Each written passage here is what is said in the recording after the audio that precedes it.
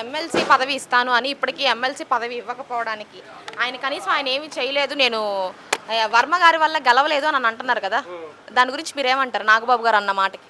వర్మ గారు లేకపోతే పవన్ కళ్యాణ్ ఎక్కడ? అసలు నిజంగా అతనికి అంత అన్నాడు కదా, ఏది నాగబాబు మా తమ్ముడు నిజాయితీపరుడు, అది మా కార్యకర్తలు, మా నాయకులు, నా ప్రజలు ఆదరణతో గెలిచానన్నాడు.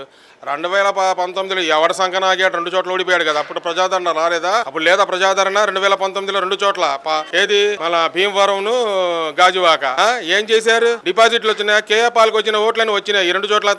అతని చేతగానితనం ఏదో వర్మ పాపం వర్మ భిక్ష. అతను ఎమ్మెల్యే, ఉప ముఖ్యమంత్రి, చెప్పుకోవడానికి ఉప ముఖ్యమంత్రి, దేనికి పనికిరాని మంత్రి ఎవరు ఉన్నారంటే పవన్ కళ్యాణ్ తప్ప ఎవరు లేరు. సార్ మొన్న 14వ తారీఖున జనసేన ఆవిర్భావ దినోత్సవం జరిగింది కదా, దానికి ఆ ఆవిర్భావ దినోత్సవానికి సంబంధించి ఆ సభ పెట్టడానికి 180 కోట్లు ఖర్చు పెట్టారు అనేసి అంటున్నారు.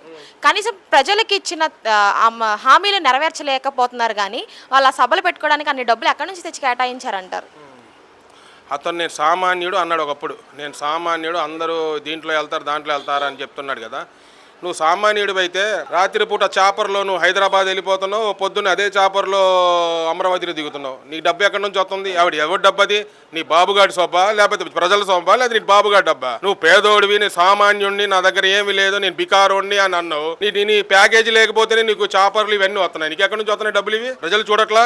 నువ్వు మన పిఠాపురంలో సభ పెట్టావు, దేని గురించి సభ పెట్టావు? జగన్మోహన్ రెడ్డి గురించి పెట్టావు సభ. నీ గురించి పెట్టలా. అది జగన్మోహన్ రెడ్డి, జగన్మోహన్ రెడ్డి అనే మనిషి గురించి నువ్వు సభలు పెడుతున్నారు.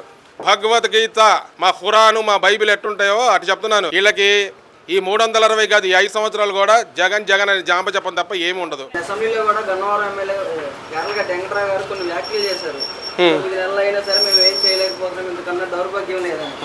దీని గురించి ఏమంటారు? అతనికి అర్థమైపోయింది సినిమా అక్కడ. ఈ సన్నాసులు ఎటు చేయడు, 9 నెలలు కాదు 5 సంవత్సరాలు నా పరిస్థితి ఇదే, అదొకతే. ఇది ఒక్కసారికి నేను ఎమ్మెల్యేని, ఇక నెక్స్ట్ నేను ఎమ్మెల్యేని కాదు బాబు, మీ పథకాలు ఏదో మీకు చేయండి, ప్రజలకు వెళ్ళలేకపోతున్నానని చెప్పి ఆయన మనిషిగానే అర్థం చేసుకున్నాడు. ఏంటంటే ఈ ప్రభుత్వం ఏం చేయట్లేదని డైరెక్ట్గా అసెంబ్లీలో చెప్పాడు. ఇక ఏం చేస్తావు? ఆయన కూడా ఒక ఎన్ఆర్ఐ, ఆయన చదువుకున్న వ్యక్తి, ప్రజల్లో 24 గంటలు తిరిగిన వ్యక్తి. వైఎస్ఆర్సీపీలో ఉన్నప్పుడు కూడా ఆయన ప్రజల్లో తిరిగాడు కాబట్టి అతను ప్రజల కష్టాలు తెలుసు. ప్రజలు అప్పుడు వైఎస్ఆర్సీపీలో ఆయన 5 సంవత్సరాలు ఉన్నాడంటే ప్రజల్లో నవరత్నాల పథకాలు ఆ విధంగా వెళ్ళినాయి కాబట్టి అతను ఏం మాట్లాడలేకపోయాడు. కానీ మంచి ఏమీ చేయలేదు, జగన్మోహన్ రెడ్డి ఏం చేయలేదు కాబట్టే కదా ఇప్పుడు మేము అధికారంలోకి వచ్చామని అంటున్నారు.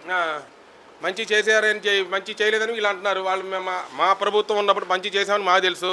ఇప్పుడు ఈ చెప్పాడు ఈ సన్నాసిగాడు, నీకు 15,000, 18,000, 30,000 అని చెప్పి ఇచ్చాడు కదా. ఈ సన్నాసిగాడు చేసేది ఏముంది ఇక్కడ? ఈ చేశాడు ఏమన్నా? 9 నెలలు 10 నెలలు అవుతుంది, ఒక్క పథకమైన ఇచ్చాడా? 4,000 పెన్షన్ తప్ప ఏమైనా ఇచ్చాడు ఇక్కడ? జగన్మోహన్ రెడ్డి అప్పుల పాలు చేశాడు అని అంటున్నారు కదా, దానివల్ల ఇప్పుడు నేను ఏమి చేయలేను అంటున్నారు కదా.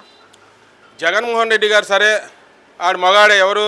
చంద్రబాబు మగాడే అయినప్పుడు వాడు సూపర్ 6 పథకాలు ఇస్తే వాడు మగాడే అనుకుందాం. సరే, జగన్మోహన్ రెడ్డి చంద్రబాబు నాయుడు 2019లో దిగిపోయినప్పుడు వాడు పెట్టేళ్ళింది ఎంత గవర్నమెంట్కి? 100 కోట్లు.